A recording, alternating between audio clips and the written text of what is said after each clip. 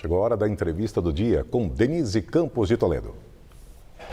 E eu converso agora com Luiz Augusto Durso, que é advogado especialista em direito digital. Vamos falar da decisão do STF quanto à responsabilidade das redes sociais. Doutor Luiz Augusto Durso, boa noite, obrigada pela presença. Boa noite, Denise, prazer falar com você e todos os telespectadores da TV Gazeta. Bom, nós tivemos aí recentemente a decisão do STF, a votação foi 8-3, para que o artigo 19 do Marco Civil da Internet, ele seja parcialmente inconstitucional.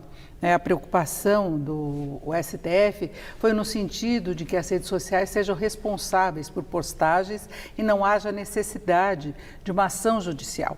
Então, os envolvidos podem reclamar, questionar a determinada postagem e, a partir disso, a responsabilidade seria das redes sociais. Como é que o senhor avalia essa decisão?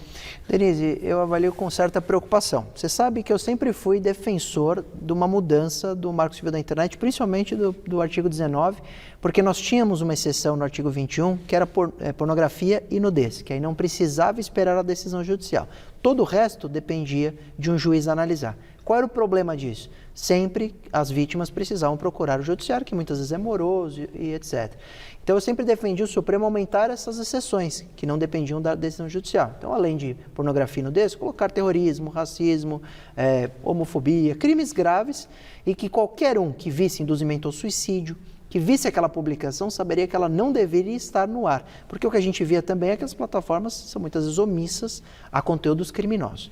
O que aconteceu, que é o que me preocupa, é que o Supremo não aumentou esse rol do artigo 21. Ele simplesmente colocou todos os crimes. Hoje, se a plataforma recebe uma notificação extrajudicial e não remove, todos os crimes geram a corresponsabilidade civil, a não ser crime contra a honra, foi a única exceção. Isso me preocupa, porque nós temos na legislação vários crimes que a interpretação de uma publicação, para saber se aquilo é criminoso ou não, é muito subjetivo. Por exemplo, eu posso ver uma publicação e dizer que aquilo é um crime de perseguição, que é um crime de ameaça, e não necessariamente é. E a vítima agora pode notificar a plataforma para que ela avalie. E o que provavelmente a plataforma vai fazer? Para não ser responsabilizada, não pagar indenização, ela vai criar um mecanismo quase que automático de remoção.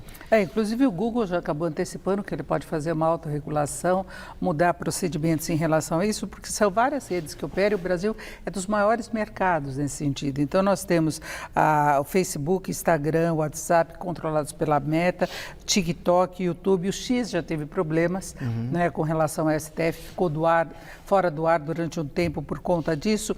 Agora, esse rol de postagens irregulares do STF não seria o balizamento para essa autorregulação?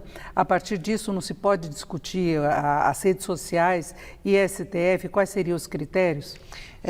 Sim, mas eu acho que o Supremo foi muito além, porque ele criou um momento de insegurança até o Congresso realmente trazer essa possível nova regra, se trouxer.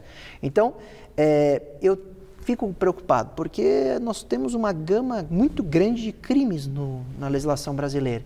E hoje você dá todo esse poder para o usuário simplesmente denunciar e esperar que a plataforma faça essa gestão, como eu disse, provavelmente vai, pela segurança, a plataforma remover quase tudo. Então a gente vai praticamente cercear muitas vezes a liberdade do usuário, porque bastaria uma notificação para remover o conteúdo. Então eu esperava que o Supremo trouxesse um rol.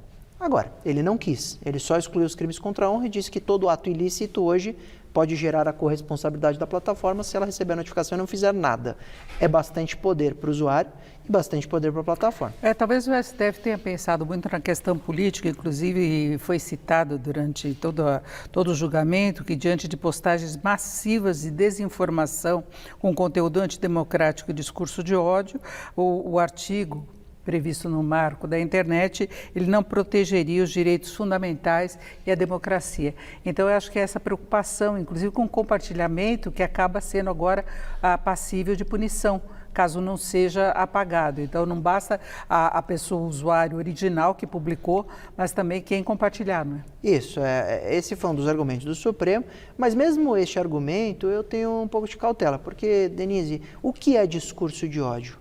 É muito difícil nós sabermos exatamente um conteúdo, se ele é um discurso de ódio ou se ele é uma crítica ácida. Até os advogados têm dúvida que quando a gente judicializa, a gente vê nas próprias decisões judiciais as mais variadas opiniões e interpretações. Como a gente leva crimes tão subjetivos para a obrigação da plataforma? Ela vai tomar uma atitude muito simples, que é se eximir da responsabilidade. E hoje a forma dela se eximir da responsabilidade é simplesmente apagar o conteúdo. Então isso pode servir como uma arma, inclusive, política. Imagina que durante o período eleitoral, os partidos vão mobilizar os seus eleitores, os seus seguidores, para ficarem notificando a plataforma sobre conteúdo do outro candidato, para ver o que cola e o que é derrubado. Então se tornou, a meu ver, uma forma muito eficiente de remover conteúdos ilícitos, sim, mas também conteúdos lícitos. Agora, não se pode falar que o STF está legislando, porque, na verdade, houve omissão do Congresso, porque há muito tempo se fala de projetos, não é, de uma definição de regras mais claras para as redes sociais. Isso já existe em vários países. A Europa era até uma referência para as discussões aqui no Brasil, e o Congresso se omitiu, preferiu não tocar nesse assunto, sempre a argumentação da liberdade de expressão. Mas essa liberdade, sabemos, tem limite, né? E agora esse limite vai ser discutido, talvez, entre a rede e o usuário. Isso também, eu falo, para chegar a esse momento do Supremo, um grande responsável e causador são as próprias redes sociais, porque se elas fossem eficientes na remoção de conteúdo ilícito, nós não teríamos essa demanda de cobrança, de mudança. Eu também não defendo e acho que está errado essa tese de dizer que o Supremo legislou. O Supremo julgou. Teve um recurso que chegou, eles foram obrigados a julgar a inconstitucionalidade ou não do artigo 19. E assim fizeram. A meu ver, erraram no resultado, não no julgamento. O julgamento é correto fazê-lo. Agora, o resultado, eles poderiam ter sido um pouco mais conservadores e destacar crimes que não são tão subjetivos. É muito fácil o usuário e a plataforma identificar um induzimento ao suicídio numa publicação, mas é muito difícil a gente saber, por exemplo, o que é um ataque ao Estado Democrático de Direito. Isso cabe à interpretação. E essa margem de interpretação que me preocupa, porque isso, sem dúvida nenhuma, está levando a responsabilidade e a interpretação para a plataforma, que vai sempre optar pelo caminho mais seguro, como eu disse, e vão acabar removendo as publicações, e isso afeta todos os aspectos da política, direita, esquerda, centro, pouco importa. E tem uma preocupação muito grande, talvez até com a proximidade das eleições. A gente lembra que nas eleições anteriores, o TSE definiu algumas regulamentações que envolvem exatamente as redes sociais, e eu acho que agora há preocupação, porque nós temos eleições em diversos níveis em 2026, então é para deputados, senadores, governadores, para presidência, para se controlar tudo isso e a justiça atender a toda a demanda seria muito complicado, né? Perfeito, isso é um fato. E esse julgamento do Supremo nem resolveu essa lacuna. Essa ainda é uma lacuna que a gente defende. Quem trabalha com crime cibernético de direito digital vê a necessidade de regulações nesse sentido. Regulações para que nós combatemos de alguma forma mais eficiente todos esses crimes que acontecem no período eleitoral e fora dele. Essa mudança ainda é necessária. Essa mudança simples do artigo 19 no julgamento do Supremo não resolve tudo e nem muda grande parte do debate de regulação. Tanto é que o Supremo não regulou. O Supremo mudou um artigo de uma previsão legal. A questão é que uma crítica própria, particular, é que o Supremo deveria ter destacado crimes menos subjetivos e mais fácil de identificação. Quando eles falam de todos os crimes, aí realmente eu fiquei preocupado.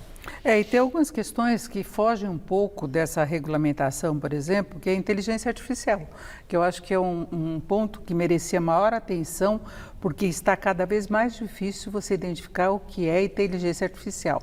Isso vai ser muito utilizado nas eleições e pela amplitude fica mais difícil você questionar declarações, a pessoa pode aparecer falando e não é a pessoa, né? Então é uma questão que está colocada e o WhatsApp ficou fora. Isso por ser uma rede pessoal, mas a gente sabe que corre muita fake news pelo WhatsApp, talvez seja dos mais eficientes. Exato, esse é outro debate que pouco se faz, né? O WhatsApp tem uma justificativa muito simples a dizer, eu sou criptografado ponto a ponto, então eu não posso cuidar de conteúdo. Mas quando o conteúdo é denunciado, eles recebem uma cópia. É assim que eles fazem a gestão das denúncias.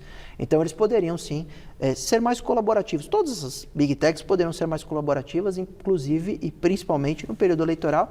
Tanto é que elas sempre firmam um acordo no começo das eleições, que o Telegram não era muito de participar, mas depois da decisão do Alexandre de Moraes eles recuaram e participam, então todas as Big Techs importantes firmam esse acordo num combate à desinformação, principalmente com deepfake, que é esse uso de IA para produzir conteúdo falso, para tentar diminuir o alcance. Por quê? Porque quando nós falamos do crime cibernético em geral, o prazo ele é mais extenso. Agora, as eleições são em 45 dias definido o futuro de um país, muitas vezes. Então, você depende de uma celeridade muito maior e uma exclusão mais eficiente. Por isso que as plataformas precisam colaborar. A omissão de grande parte dessas plataformas que gera essa cobrança tão forte de mudança. Tanto é que o Supremo é vítima também de vários, né, as figuras ali, os ministros, de vários crimes cibernéticos. Por isso que eles julgaram dessa forma também, entende? Tem até o caso das fake news exatamente julgado pelo STF. Exato. Do qual eles foram, teve um inquérito em aberto que também está rolando durante muito tempo. Agora é curioso que são mais os políticos de oposição que são contra uma regulamentação que deveria ser definida pelo Congresso do que os do lado do governo. Perfeito. Que também são alvos Exato. desse tipo de ação, né, de ações criminosas pelas redes sociais. Essa é a maior tristeza minha como alguém que trabalha com direito digital sem pensar em viés político, porque o tema foi polarizado e com a polarização do tema a gente tem pouco espaço para debate democrático. Então tem um lado que diz qualquer tipo de regulação é censura e tem um lado que diz precisamos regular e às vezes até demais, né? Ou precisa regular e isso é lido como censura. Então qual é o meu lado? O meu lado é, nós precisamos de alguma mudança, que pode ser uma lei que não fira a liberdade de expressão e que traga mais segurança para a internet e para as redes sociais. Lamentavelmente, o Supremo foi um pouco além, sim, eu entendo que eles criaram um mecanismo fácil de remoção de conteúdo, de qualquer conteúdo, porque vai caber da plataforma interpretar, mas que isso ainda tem um lado que é o Supremo deixou uma porta aberta dizendo que quem precisa terminar de regular essa história é o Congresso. Então agora está na mão do Congresso que pode trazer dias melhores em relação a, pelo menos, a esse julgamento do Supremo. Agora, quais as punições cabíveis para as redes sociais se não retirarem essas postagens? Indenização. A responsabilidade é civil e aí caberia principalmente a indenização. Então, por postagens não apagadas, eles podem ser corresponsabilizados e pagar a indenização junto com o autor da postagem. Isso é o grande problema, porque deveria haver. Eu sou defensor de ter responsabilidade da plataforma, inclusive de indenizar, mas para crimes que qualquer usuário, ao identificá-lo, saberia que aquilo nunca deveria ter sido hospedado na plataforma, de fácil identificação e de crimes de resultado gravoso. Agora, outros crimes, por exemplo, cyberbullying, isso é tão complexo para você interpretar que acabou entrando nesses todos os crimes, né, nessa decisão do Supremo que só excluiu os crimes contra a honra. Para fecharmos, o usuário bem intencionado que não queira cometer crime, não criar problemas, que cuidados ele teria que ter hoje?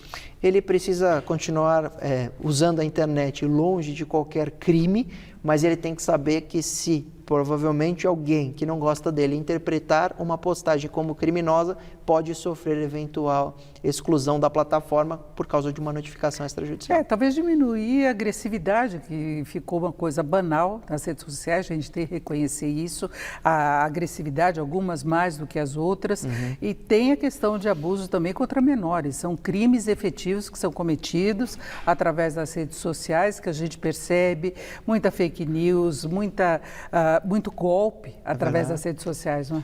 Claro, então, por exemplo, eu sempre falei para colocar nesse rol vazamento de nudes, né? Vazamento de foto de nudez, principalmente envolvendo menor, criança e adolescente. E isso vai ter um impacto, realmente. Toda a parte criminal hoje vai ser de mais fácil exclusão. Inclusive, para não dizer que eu só critiquei essa decisão, ela tem lados muito importantes e positivos. Hoje, esta decisão do Supremo gerou a responsabilidade da plataforma por impulsionamento. Isso foi ótimo. Também traz que a plataforma, depois de excluir um conteúdo, tem que apagar quando é reiterado. Também bom. Então também tem o seu lado positivo, não é de todo mal. Eu agradeço muito a presença de Luiz Augusto Durso, que é advogado especialista em direito digital. Muito obrigada mais uma vez, uma boa noite. Obrigado, Denise, uma boa noite.